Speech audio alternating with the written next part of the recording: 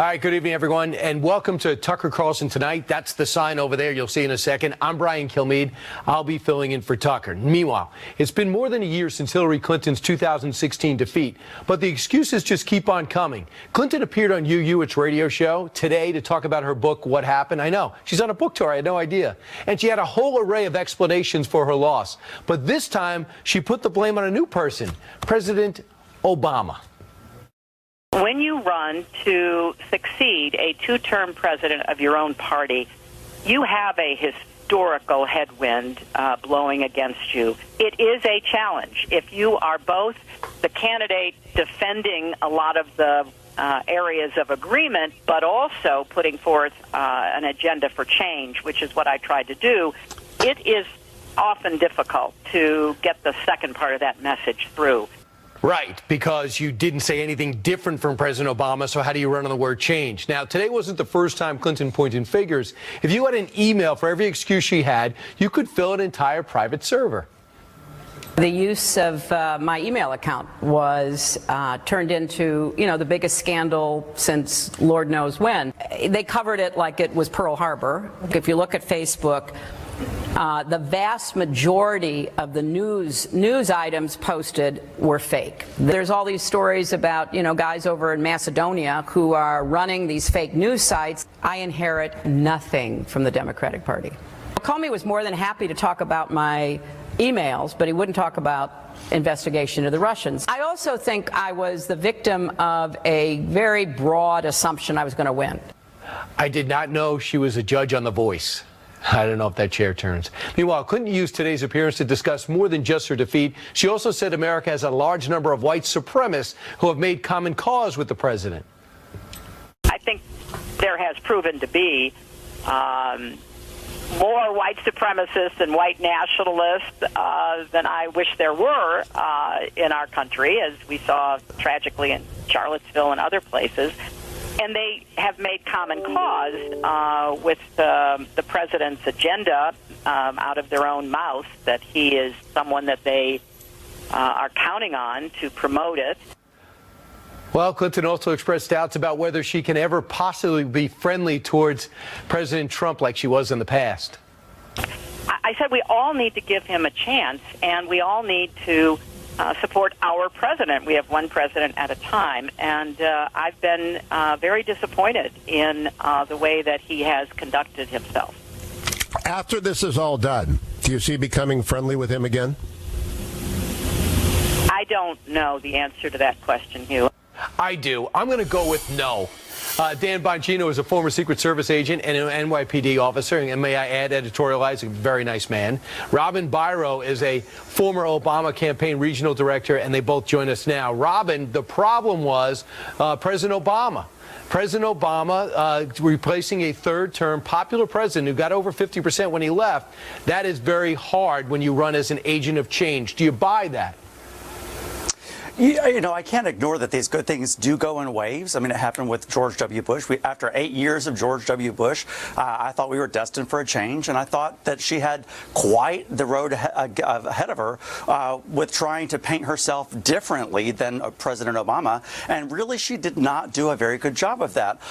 She did the best I think that she could, but her campaign still, I still insist to this day that it lacked soul. I had the privilege of meeting her several times face to face. She was always warm and ingratiating, but once you got her in front of a camera, it just fell flat, and she never seemed to really resonate with the people, and it just was lacking that soul. She failed to tap into that wave of populism and the anger, and Donald Trump did capture that, and so did Bernie Sanders. Right. Bernie was authentic. I would say George Bush was authentic, and I think President Obama was charismatic. Even one-on-one interviews, Dan, she didn't seem to resonate. But the problem fundamentally, I think, you tell me if I'm wrong, is if you're going to run as agent of change, you have to say something different from the person that you're changing from. She ran the same thing that President Obama ran on. She never said he was wrong here, he was wrong there, he was wrong there, and I'll be different here, right? Well, yes, Brian. That's because she sat in front of focus groups and changed their position by the day. You know, she'd lick her finger and see where the wind was blowing. You know, Robin said he had the privilege of meeting her. Well, I had the privilege of working with and for her as a Secret Service agent. My takeaway was the exact opposite. I found Mrs. Clinton to be the most deceptive human being, manipulative political person in a position of power I'd ever met in my entire life. It wasn't so much that she was a liar. It was that she did it and she deceived and manipulated with such ease. This, you know, I spoke out against her, and believe me, this was not something I took lightly. I never attacked President Obama personally, and never would. I disagreed with his politics, but he was very genuine and nice to me personally. Mrs. Clinton is a fraud. If the people out there knew the Mrs. Clinton I knew, they would have a far different take. And the fact that she's trying to upend an American election where President Trump was elected, you may not have liked it, but that she's trying to upend it with this nonsense on this What Happened tour is a disgrace. It's a disgrace to herself and the American people that picked someone other than her. Robin, I'll add to this. I read Donna Brazil's book. I found it fascinating, cover to cover. She says that no doubt about it, they took the African-American vote for granted. There didn't seem to be any push for any local radio. There was no push to go with the yard signs and the person-to-person interaction. It was all about analytics, about a bunch of 30-something-years-olds who thought they knew it all. You know, and I'm personal friends with Robbie Mook, and I worked with him in South Carolina on the primary on this campaign. And the entire first section of the book, What Happened, does dedicate to the mistakes of the campaign, her own personal mistakes that she does own up to. Where you're exactly right, they got too much into the weeds, into the analytics. They surpassed the flyover states, the Middle America votes. We took those for granted. There were a lot of mistakes. Granted, the book is a complete assessment of everything that factored into this, which there was a lot that factored into it. But, you know, I think that she does take credit for her mistakes. But in the end, the message was basically that she was embarrassed. She felt like she let her supporters down. That's why she stepped away from the public eye for quite a while and is just now making this foray to sell books. But I want to point something out, Brian. I just hope that the point of selling these books is not to try and push Chelsea Clinton to run. Please don't do it. I know. Dan, do you believe that the Democratic Party is turning the page when you see Kirsten Gillibrand stepping up and talking about her husband, and when you see others not really running to Hillary's side? She's selling books, got Book of the Year by some club, but I don't think she's winning over people, Dan. I don't see conversion. I don't see any conversion here. You know, Brian, I've lost elections. I lost a tough one in Maryland. And you know what? You move on. Nobody likes a sore loser. Everybody hates sour grapes. I lost an election that they called the race 3 days later, and I'll never forget someone calling me and saying, move on. Move on. Don't bother with these lawsuits. Just do it. And that's what we did. Please, you know, listen, I know Democrats aren't going to take any advice from me. I'm a conservative Republican. But she is not the hill to die on, the Clintons. Let her go. It is time to throw them overboard here. They are not genuine people. I can make the case to you strongly, having been around them and knowing them far differently than others, maybe including Robin, I'm not sure, that they have been the most destructive force in American politics in the last 50 years. Nobody close to them. They have absolutely decimated Americans' faith in government by everything they've done. It's really a shame, and it's time for the Democrats to unmoor themselves from the Clintons. And I would say a couple of things. Al Gore, I've never been more in awe of him. He had his heart broken with that election, no doubt about it. He won away. I thought that John McCain said I blew it. He kids about it right away. Bob Dole won people over the day after the election. He goes on Letterman, and people had a warm feeling for him then. It's the way you lose, not if you lose, that wins people over. And Bush 41 is another great example of that. People thought he was a failed president, not in retrospect. Thanks so much, guys. Rob and Dan, great work. Thank you. And have a great Thanksgiving, but we're not done. Newly filed court documents reveal that Fusion GPS, the company behind the infamous Trump dossier, made payments to at least 3 reporters in 2016 and 2017. Todd Shepard is an investigative reporter at the Washington Examiner. Thor Halvorson is the CEO of Human Rights Foundation, is directly linked with GPS, and he'll tell you about it in a second.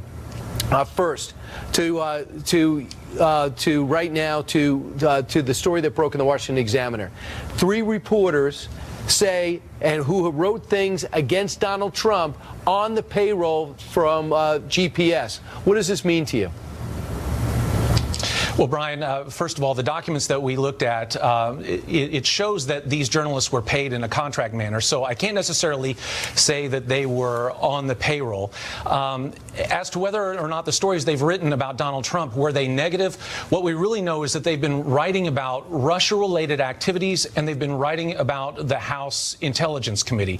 But it's this last part that really concerns the investigators and the attorneys for the House Intelligence Committee, especially, how much did they use their influence and their leverage with other journalists in this town to plant stories about the dossier, supposedly. And again, as you mentioned, some of those payments began, let's say, back in June of last year. So that would be about the time that the court documents also reveal that they were sending Christopher Steele, the British spy who assembled the dossier, that they were sending him out to pitch the dossier to media companies all in D.C. and up in New York City. Thor, what does this mean to you? You know Fusion GPS. They did some work with you, on you, rather, I should say. Well, yeah. Important clarification. Fusion GPS was hired to smear me and to smear a group of us who were whistleblowing about a Venezuelan corruption case. A group of criminals in Venezuela hired Fusion GPS so that they would then smear us. They created a dossier smearing us. They did one on me personally, smearing me. They took that dossier to the Wall Street Journal. It did not work. The reporters there would not bite. Ultimately, they found an out-of-work reporter, Ken Silverstein, in Washington, D.C., and he took their money and then took what was in that dossier and published a fake news story. What Fusion GPS does is create fake news. They get paid to smear people. And the fact that the House investigators have actually found these 3 journalists have been paid, they should unredact that. And I should note that just because it's in their banking records doesn't mean that there's not a whole bunch of other journalists that didn't get paid in cash. I have no doubt that they've also paid journalists in cash. It's what Fusion GPS does. And a lot of journalists don't want that on the record, so they want it in cash. This is a massive scandal, and the mainstream media knows that there are negative repercussions, and so this is why this must all come out. This must all be unredacted. There should be more and more information about who's getting paid. What are they getting paid for? Right, Thor, I can tell you're fired up. Todd, this is part of the negotiations, wasn't it, before GPS came to the table to speak to the House Intelligence Committee? They were so reluctant to come out. Maybe this was part of the negotiation. I will admit there are reporters, but I will not tell you their names. And that, to me, is not something the Intelligence Committee should have the right to do. We need to know. Well, the House Intelligence Committee, from these documents, again, it looks like they intend to fight this to the last second. Now, I asked Josh Levy, who is an attorney for Fusion, about the payments made to the journalists. They said, look, we never pay a journalist to actually do a story, but we do pay journalists to do some contract investigating, and it never really ends up, they never write on the stories in which they investigate. But I think Mr. Halverson alludes to some very serious issues here about conflicts of interest. Look, conflicts of interest don't have to be disqualifying for a journalist. But if you're a journalist and you worked for Fusion on, let's say, some entirely separate project, and then you're reporting on the House Intelligence Committee in September of this year, in October of this year, when it's entirely about Fusion GPS, you owe it to your media-consuming public at the bottom to have a disclaimer that says, I've made money from Fusion GPS in the past. Right. And Thor, unfortunately, we're going to have to leave it there. We do have some breaking news to go over, but thanks so much. Fusion GPS, we have to find out a lot more about that. We're going to realize the Russians are loving this because they played both sides effectively, creating confusion and distrust in America. Guys, thanks. Have a great Thanksgiving. Here we go. A Fox News alert, this just crossing. 2 new accusers have come forward with allegations against Minnesota Senator Al Franken. The 2 women spoke anonymously to Huffington Post separately. They don't know each other. They say that Franken groped her while, one says, Franken groped her while posing for a photo in 2007 at an event in Minnesota, a women's political caucus. The other says Franken grabbed her buttocks in 2008 at a fundraiser, then suggested a bathroom rendezvous. Senator Franken responded to these allegations by saying this, quote, it's difficult to respond to 2 anonymous accusers, and I don't remember those events. Fox will continue to follow this story because, ladies and gentlemen, it is not going away.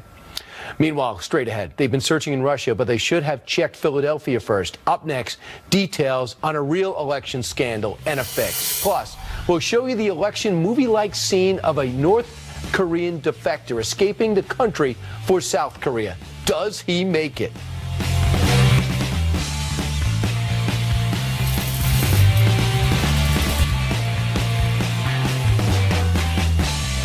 All right, Donna Brazile may have bashed Hillary Clinton in her new book From Cover to Cover, but she allied with the former presidential candidate on one thing, believing last year's election was rigged. Here's what Brazile had to say yesterday.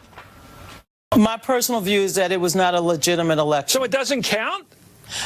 Chris, remember, I am the campaign manager of Al Gore in 2000. And where, as you well know, the Supreme Court decided. This election will always have an asterisk by.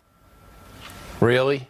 The whole book is about how Hillary Clinton blew it. Well, Brazile is right in one way. There does seem to have been a rigged election recently, but instead of Donald Trump, it involves a Democratic Congressman, Bob Brady. He's under investigation right now by the FBI for allegedly, get this, paying a political opponent not to run against him. Ethan Bierman and Dana Lash join us right now. They're both on the radio and extraordinary at that. Dana, for you, this is unbelievable. They're saying that he paid his opponent $90,000 not to run. Maybe he didn't do it, but his campaign did, and now the FBI is looking into it. Yeah. Well, he's implicated in this, and Brian, good to be with you. Happy Thanksgiving to you and everybody out there. He's definitely implicated in this, and then as well as Jimmy Moore, who is the other individual who is challenging Brady for this seat. He's alleged to have falsified some of the accounts to the FBI, which you never lie to the FBI. That's one of the most common charges that they bust some of these politicians and other individuals on, is lying to the FBI. You don't do that, but he did, and that seems to be kind of par for the course. If you can't win, then you're going to have to buy your way, or you're going to have to steal. And we did see that in the Democrat primary with certain caucuses and primaries and superdelegates, Brian. So this, I'm not surprised, but $90,000 to pay someone to not challenge you. And where's the left on this as well? Because it seems like Moore was disenfranchised of an opportunity to challenge an establishment guy. Right, Ethan, we don't want another country infiltrating into our election. We got that. We don't want a party deciding what the candidate. We got that. But what about a candidate paying another one? This is just one election, but do you worry about a trend? Do you think this is an anomaly? I do see this as an anomaly, but this is horrible. There's no defending this activity whatsoever. He should be absolutely held to account, and if he's found guilty in a court of law, should pay the fullest price that our law allows. But however, that was the 2012 election. What Donna Brazile was talking about was the 2016 election. And what we're all forgetting about this while we're talking about the Democrat in Philadelphia, we have the former Republican chair of the Colorado Republican Party who is under indictment as well for voter fraud. So there's a Republican here. But we really, Brian, I can't say this enough, and by the way, happy Thanksgiving to you both as well. Can't say this enough. We can't take our eye off the ball. Russia has been intentionally coordinated attacking us on the internet, our infrastructure, our voting systems. We can never forget that. I don't care if you're Democrat or Republican, that government is unfriendly to us. So let's not just make this into a Democrat and Republican debate. We have to keep our eye on who the actual enemy is here. Dana, I'm sure you agree with that, and we don't want to just focus on this one Pennsylvania election, but we should. If we could possibly pull politics out of this and focus on what Russia did, because we have to put a stop to this, because if Russia can do it, China can do it. My goodness, North Korea could do it. You're absolutely right, and I'm wholeheartedly against that. And that's one of the things that we know, that Russia wanted to get involved in our elections. We know that they wanted to have some sort of influence. So far, the DOJ and FBI have not verified anything that was in that dossier that's been going around, that they've had an entire year to look at and verify. And this is why, Brian, I'm so against anybody for political gain conspiring with the Kremlin through a firm and substantiating a FISA warrant on a private citizen based on nothing more than Kremlin gossip. And that's entirely why that I have taken a very strong vocal stand, as well as you and so many other individuals. And you're right, it shouldn't be about party, which is why all Democrats and Republicans alike should come together at the Thanksgiving table in a moment of unity, Brian, and say that was bad what Fusion GPS did. Right, but I thought I was told by experts not to bring up politics. But back to politics, because we're on television. Ethan, do you believe that this election needs an asterisk, like Donna Brazile just came up with with Chris Matthews and said. I don't know that we need to go that far, but I want to add to something that Dana was just saying there. We know how bad the Russian hacking is. The Fusion GPS, that's not hacking. That is political pay. That's money going under the table to somebody who maybe is dirty. We don't know all the details of that. But the hacking is legitimate. The hacking is concentrated and concerted attacks on our infrastructure. Ethan, don't forget, Ethan, in 2011, what you're saying is correct, but I want to. Which is why I wanted the DNC to let the FBI investigate, and they refused to do that, which I found incredibly troubling. I think I just very much in against IT Russian security. And Get your head around this. They don't need the server. Right. Get your head around this for a second. You know that the Facebook ads and things, and you believe that they hacked into the election for Donald Trump. Do you also believe that possibly Fusion GPS lured the Clinton camp through them into Russia because they promised that they knew things about Donald Trump that would blow up his campaign? Isn't that virtually the same thing? If that indeed was the case, which we're about to find out, I believe? Well, I don't see that as the same thing. First of all, what we seem to be missing in the conversation about Fusion GPS is the main person there is from one of our closest allies, Britain, and the MI6 spy agency. So he's a free agent. He's not representing the British government. A free agent now, but has had a great track record before this dossier. Don't forget that we had actionable intelligence from him in previous dossiers. So this isn't all bad. But, it's not been verified. I don't disagree that. Well, the previous stories that happened, yeah, no, some of them have actually, but the deal here is no, with Fusion actually, they GPS, haven't. If there is the something DOJ nefarious, and FBI have not verified those. Okay, well, we can debate that separately, but if there is something dirty that happened with Fusion GPS, I've always supported getting to the truth and holding people accountable, and if that is the case, let's find out and hold people accountable. All we know is that Paul Manafort can't leave the house. That's all we found out in a year. Dana, except for tomorrow. Ethan, thanks so much. All right, coming up straight ahead, the president is picking another fight with the NFL.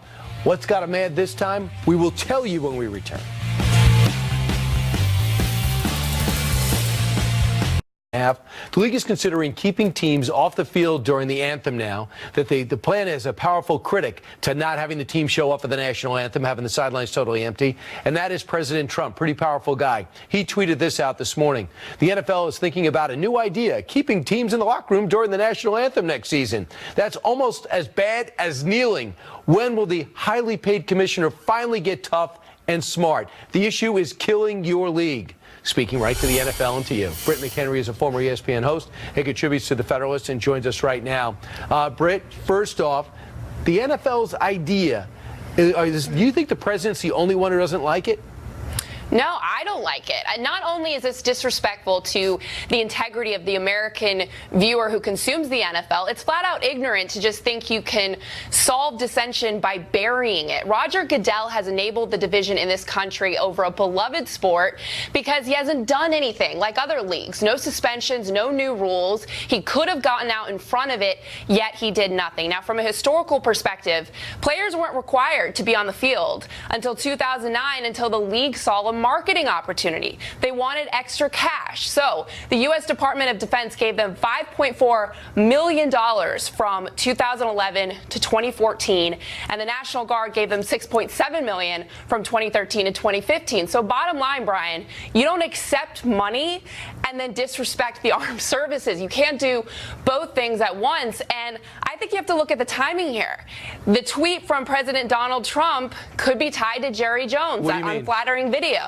Well, the unflattering video that came out about Jerry Jones last week when he threatened to sue the NFL, that was a 4-year-old video. So the timing was a little interesting from Roger Goodell and the NFL, if you think about it, given all the details that were leaked about this contract he now wants. That happens with Jerry Jones. Now this week, Jones says he's dropping a lawsuit against Goodell, but he has the most powerful man in the United States tweeting that he disagrees with Goodell's stance. So. And Jerry Jones and the president agree a lot, and you sense there might be some coordination there between the two. And the video is doing something inappropriate that he wishes it didn't go away, but has been out there for a while. So the NFL wants a way out of this. However, they have the union, Britt. And I contend that if Roger Goodell says, hey, you know what? If you don't stand, you're going against my decree, you deal with the American people, he is really doing it to save himself. I think in a way, do you think he's taking a bullet for the union who will not agree to stand in the middle of the season? this point, it's so late, it would appear that way. We're getting into the last portion of the season, and this could have been done just like Adam Silver did with the NBA. There wasn't an official rule, but he came out in front of cameras, in front of the media, and said no one would be kneeling. And they have not had that issue. I think a lot of people don't necessarily disagree with players wanting to take a stand. There's other ways to do that. Fashion statements, community involvement, which we've seen a couple examples of. But doing it during the anthem is just creating division when a lot of people want to respect the military, and it's tied to that. Marshawn Lynch sitting in Mexico City was the problem. There's only 11 players now taking a knee or sitting or staying in the locker room. Hopefully, gradually, they get rid of this. Nobody's happy about it. And I know a lot of people just aren't going to be watching on Sunday, bringing us to one game. For the first time, I believe, ever, the Redskins are hosting a Thursday game on Thanksgiving. And the problem is the name Redskins. They say it's disrespectful to Native Americans. But the polls say a different story, right? Oh, absolutely. And let's look at facts and not feelings. In 2004, the Annenberg Public Policy Center conducted a poll of almost 800 Native Americans, 90% of whom had no issue with the name. And then the Washington Post conducted an interview just last year with similar results. 9 out of 10 Native Americans said it wasn't a big deal. So I think what we need to focus on is Thanksgiving. We should enjoy a good meal, shelter over our heads, and football. And we can't. And I think the more offensive thing here, Brian, is, sorry to say for you up in New York, is the Giants only having 2 wins this season. So that might be the offensive thing on the field. But everyone else needs to relax. And I've been around the Redskins. I've seen them give turkeys away every year, been out in the community. That's what they represent to the Washington, D.C. area, not anything offensive, in my opinion. Well, hopefully people will follow your lead. Let's just enjoy some football and have some family, but don't talk about politics, or maybe you don't even bring up the Redskins, or don't bring up the Giants for tall people that might be insulted. Thanks a lot, Britt McHenry. Great seeing you. Great seeing you, too. All right, coming up straight ahead, we got incredible video of this defector escaping North Korea beneath a hail of bullets into South Korea. Put it this way, he gets hit with 5 bullets.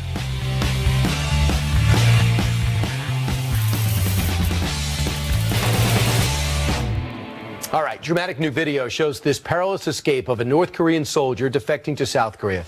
Watch this. The defector's driving a Jeep on the North Korean side when he breaks through a barrier and heads for the border while the soldiers scramble to get him on the north side. He eventually runs the car into a ditch and bolts over to the South Korean side while soldiers fire at him, but just barely getting there, getting shot at least 5 times, and they say about 40 shots rang out. Now, one of the North Korean soldiers chasing him briefly crosses the white line, marking the territories between North and South. He realizes he's in the South, and he panicked. That soldier takes a couple of steps into the South, retreated. This infrared camera shot you're about to see shows the defector just over a wall separating the 2 countries. 2 South Korean troops crawl over to him and grab him into safety because, they don't know if they were going to get shot. Now, Harry Katsianis is the Director of Defense Studies at the Center for the National Interest and one of the few who probably understands why a North Korean soldier would risk everything to get to the South and what they were up against. How rare is what we just saw, Harry? Brian, it's pretty rare. I mean, keep in mind, usually most people who are trying to defect from North Korea, to freedom, essentially, go to China, essentially. Yeah. So for somebody to actually cross the DMZ, I mean, think about it. This is an area that's usually riddled with mines. Hundreds of thousands of soldiers are in this area, tanks, heavy machine guns. This is an area of the world that you don't run across. So it's pretty astounding. Yeah, here's the problem. I got these numbers from our brain room here. There's been 881 defections this year in 2017. Last year, 1418, so considerably down under this leader. The problem with going to China is if they catch you in China, they send you back to North Korea, correct? Right. If they catch you in South Korea, they leave you in South Korea. Right now, as this North Korean soldier struggles for life because he's full of infection. They found a lot of stuff in him, including some tapeworms that are about 12 inches long, to show how what he's been eating. He's down to 130 pounds. As he struggles for life, there's no fear of him going back to the north, right? The South will take him. Right. I mean, Brian, I think of it this way. If the North Korean-South Korean border is the modern-day equivalent of the Berlin Wall, essentially. This man was willing to risk his life to get to freedom. And we have to think of it also this way. His family, if he does have a family in North Korea, could also be in tremendous jeopardy. Sometimes as many as 3 generations of somebody who commits an act like this are going to pay a very high price. So we don't know what's going to happen to him, to his family. Also, the reports that of what he's going to go through, he's going to face deficits in terms of nerve damage. They almost had to amputate his arm. So what he was willing to sacrifice, it really shows you what an elite North Korean soldier was willing to do. He was willing to risk his life. Harry, give me an idea of what's going on the inside of North Korea, because if the people are that unhappy, if they're suffering to that degree, is there a chance North Korea can solve this problem themselves, or is the government so insulated there's no chance for a civilian army to rise up? The challenge here, Brian, is that the North Korean machine tightly controls the country. The people are starved. They don't even have enough food to eat. This North Korean soldier, there's been reports that he might have even been under malnutrition. And this is one of the top-line units that this soldier was probably involved in, to be that close to the border. So the North Koreans have a very tight control over the country and the populace. So if you're starving, it's very hard to sort of launch a mass revolt. Right. But the outside world is permeating North Korea. This apparent soldier wanted to see South Korean pop videos and pop music, so he was aware of the outside world. It could permeate into society and change that society. Real quick, we know things have to change, and whoever was the president was going to have to deal with this, and this president's certainly going at it, and he's focused on it. He's not doing strategic patience. So we know that the 13 Chinese companies have now been sanctioned by our country for dealing with North Korea. We know the president talked for 90 minutes with Vladimir Putin, who reportedly is increasing trade in North Korea to supplement what the Chinese aren't. Do you sense there's something that could change? Is there hope on the eve of our Thanksgiving? I think so. But the president has the right strategy here. It's keep the sanctions up. The North Korean economy is only worth $14 billion. It's the size of Vermont. If we keep the pressure on, we can critically damage that economy. We might not be able to stop their nuclear missile programs, but we could try to contain it as much as possible. The president's doing a good job on that. Yeah, hopefully we'll use all the leverage to get the neighbors involved, because they do not like our military presence in the area. Harry, absolutely. And the only way for it to go away is for them to no longer be a threat. Harry Katsianis, thanks so much. Have a great Thanksgiving. You too. All right. Want to smile? Comedy in America. Well, is it in decline as the anti-Trump diatribes rage? What's the future of humor when even comedians would rather lecture you than entertain you? We're going to meet one comedian who admits the impossible, that he voted for Donald Trump. What was he thinking?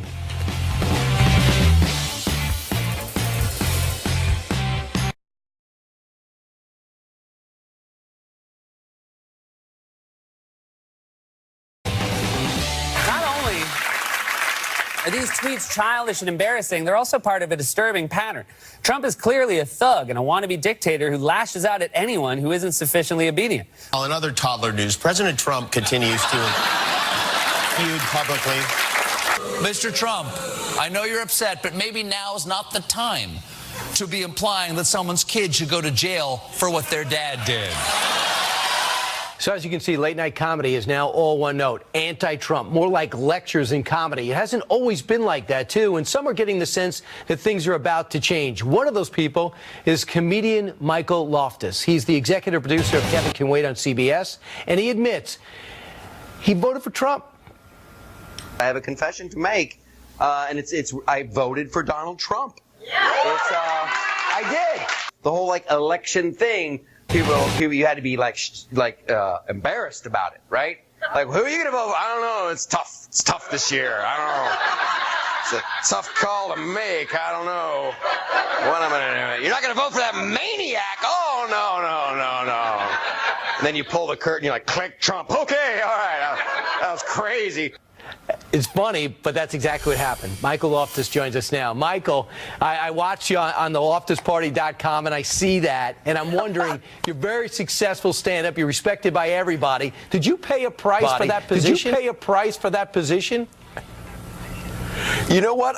I don't think I have yet. And I'm starting to get scared because everybody's like, what you're doing's really brave. It's really brave. I'm like, I'm honestly, I'm just trying to tell jokes and I'm just being honest. Like, I don't want to live in a socialist America. I love this little crazy experiment we've got going on with the 50 states. So, yeah, you had to act like you didn't vote for Trump for the longest time. But now I'm like, what are you going to do? I voted for the guy. Here we go. In for a penny, in for a pound.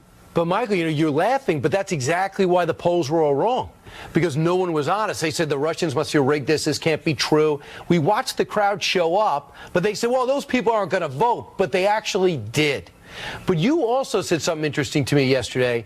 You said things are beginning to change. Why do you think things are beginning to change after 1 year in office? First of all, none of the gloom and doom is coming true. I mean, if you watch like MSNBC, you watch some of these other news shows, and it's like every day is the end of the world. And they're just like, can you believe what I've never, ever in my life, this is, and these people who are anti-Trump, their lives have to be just so miserable. They have to think, this is it, this is it. Boy, I tell you what, come over to my side. I'm sleeping like a baby. Right.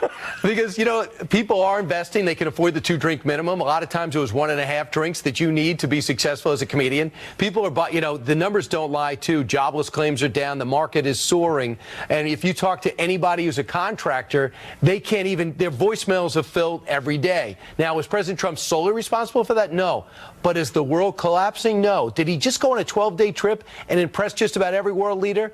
Yes. Do we love all his tweets? No. So, Michael, do you sense that comedians are beginning to say this is not the way it used to be? Carlson used to be an equal opportunity offender. For a while, Letterman was too. Leno always used to go both sides. Well, I think the television market's getting smaller, and Colbert and Kimmel and some of these guys, they're just like we're just going to go after the anti-Trump people and just keep them watching. They're not even they aren't really doing jokes anymore than just making like mean-spirited observations. And the guy who I feel sorry for is Fallon. Like Jimmy Fallon's just trying to do a fun show, and because he didn't go after Trump, people are like, "Whoa, aren't you on board with this guy?" And he's like, I'm sorry, I treated him like a human being. What was I thinking? That was wrong-headed of me. He did apologize for saying just that. That's how bizarre he was. Yeah. I normalized him. Yes, he got the nomination and he became president. How dare I treat him with respect?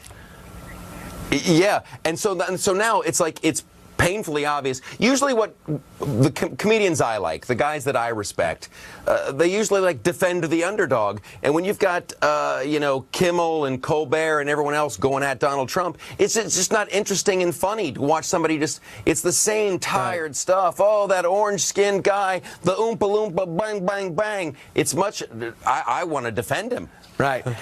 That I have more fun as a performer. All right, let me just let's help the American people now. We're about to have a Thanksgiving together with extended family and some strangers and some close friends. Would Michael Loftus recommend we talk politics at Thanksgiving and the new trend possibly of charging a cover charge for Thanksgiving because it's not cheap? Would you go for both? Number one, would you talk politics? Would you charge a cover? I would not. Politics unless you go all in, unless you just decide to have a free-for-all. It's like, but say something bombastic, like Trump was the best president since FDR, and then just tape off your clothes and just roll around on the table. I mean, it's going to have to get weird. But yeah, stay away from politics on Turkey Day. Let's have a nice dinner, and let's not do the cover charge. Come on. That's mean-spirited. And you're a happy guy. He's out in Los Angeles, coming back for Kevin Can Wait. LoftusParty.com to find out more. Michael, great job. Thanks so much. Have a great Thanksgiving. Hey, you too, man. Hey, the big holiday weekend means travel, football, and parades, but will the weather cooperate? The forecast next.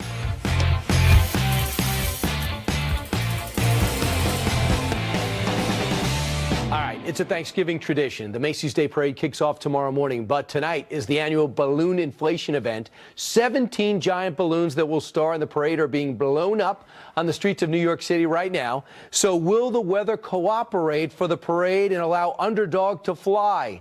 Fox News chief meteorologist Rick Reichmuth, which means you must salute him when you see him in the hall, will tell us. Rick, what's going to happen? So I used to live right underneath where they blow all those balloons up for years and years, and like 300,000 people go into the Upper West Side for that event, and you can't get anywhere. So you probably kind of want to avoid it. But I tell you what, weather right now is great. It's chilly out there, but not that bad. Tomorrow morning, it's going to be a different story. Really cold air. Cold air is going to kind of move on in. 37 degrees at the beginning of the parade, about 37 degrees at the end of the parade. If you are flying right now, still some delays in Newark. That is kind of always the case.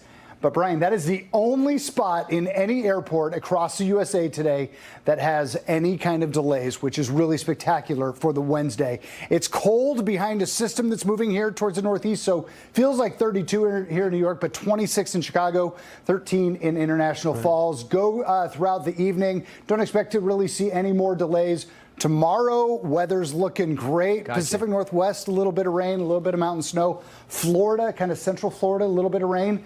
That's it. And then we'll just go forward here to Sunday and show you what that travel day looks like. I mean, kind of the same story. A lot of travel. A lot of travel, but the weather's good. Rick, we're going to watch you on Fox & Friends weekend, 6 to 10, or unless you want to get started up earlier. Thanks so much. Have a great Thanksgiving. You too. Meanwhile, that's it for tonight. Be sure to join Tucker every single night at 8 o'clock. He's counting on you. And I'll see you on Fox & Friends TV show and on the Brian Kilmeade radio show. Check out my book, Andrew Jackson, The Miracle of New Orleans. If you want to get it signed, go to briankilmeade.com. If I end early, don't worry, we have a wide shot, so we'll be able to handle that. We'll bring the music up really loud, and I'll look in the shadow. Meanwhile, that's it for us tonight, unless you have something else for me to do. Sean Hannity's show is about to get started. He wants me to tell you, and later he'll relay it, to have a happy Thanksgiving. Thanks so much. Stay safe, and most of all,